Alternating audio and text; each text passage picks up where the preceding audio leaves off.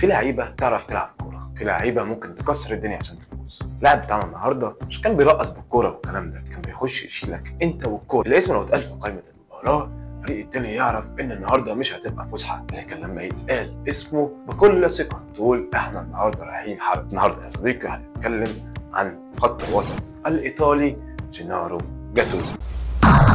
يا كاتب التاريخ لا تغلق الصفحات، يا كاتب التاريخ عنوان الورقات.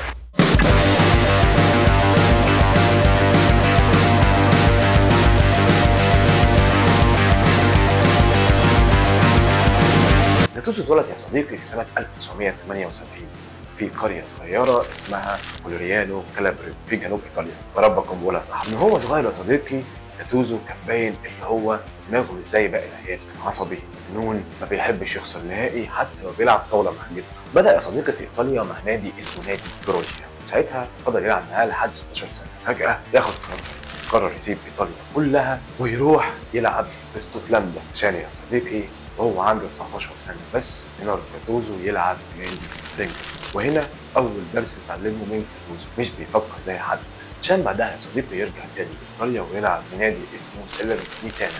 وبرضه يا رب أكون بقوله صح. لكن يا صديقي جينارو جاتوزو حياته كلها بتتغير لما يجيله عرض من ميلان سنة 1999. من أول ماتش يا صديقي الناس لاحظت حاجة غريبة جدا، الواد ده بيفضل يجري ويجري ويجري. الواد ده مكن ضغط، كان بيشيل الفريق كله على ظهره من غير ولا هو يحس ولا اي حد تاني يحس، لكن كان مسمار في نص الملعب. ومع الوقت يا صديقي جينارو جاتوزو بقى بيلعب دايما جنب اندريا بيرلو، ده عكس ده تمام. بيرلو رسام موهوب، حد بيقدم فن. جينارو جاتوزو كان الحارس الشخصي بتاعه بالفطره، مولود بادي جارد، شارك في اعظم جيل لنادي اي سي ميلان عشان يفوز معاهم باثنين دوري ابطال، 2003 ضد يوفنتوس و2007 للانتقام من ليفربول. ولكن يا صديقي اقوى ماتش كان لجاتوزو في دوري الابطال او في نهائي دوري الابطال كان نهائي 2005 اللي خسروا فيه من ليفربول.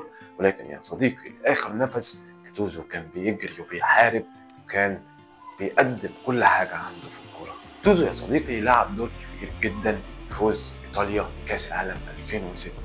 سهل جدا تشوف لاعب بيتوتر عصب الحكم بيقع، ولكن يا صديقي جاتوزو عمل بطوله تاريخيه، كان بشكل كبير مساهم في فوز ايطاليا. واللي بين دوت يا صديقي في ماتش نص النهائي بين ايطاليا والمانيا، جاتوزو جرى 15 كيلو في الماتش ده رقم اسطوري. جاتوزو معروف ان دمه حامي جدا.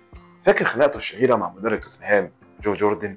الراجل ضربه بالراس بعد الماتش وهو بيزعق، وفي ماتش تاني كان بيزعق لمدربه على الخط وبيقول له سيبني اخلص انا، انت خليك واقف ساكت. بس رغم العصبيه دي جواه قلب كبير، كان بيحب زمايله بشكل مش طبيعي، عشان في 2012 يا صديقي يخلي جماهير ميلان كلها تبكي بعد ما قرر يودع الملاعب. ولكن جينارو جاتوزو يخش مجال التدريب، درب فرق كتيره زي سيون وفيليوناني بيزا ميلان نابولي فالنسيا. كانت ان نتائجه متباينه، بس جينارو جاتوزو يا صديقي في التدريب زي اللعب، نفس الروح نفس الشغف نفس الجنون. وسؤال الحلقه يا صديقي، لو جينارو جاتوزو كان في الجيل بتاع النهارده هل كان هيبقى ليه مكان في التاريخ، ولا الكوره النهارده بقت اهدى شويه ومش هتستحمل واحد زي جاتوزو؟ هستنى رايك في الكومنتات. الراجل ده يا صديقي ما كسبش كل البطولات اللي ممكن تتخيلها، لكن كسب احترام اي حد شاف هو بيقاتل في ارض الملعب.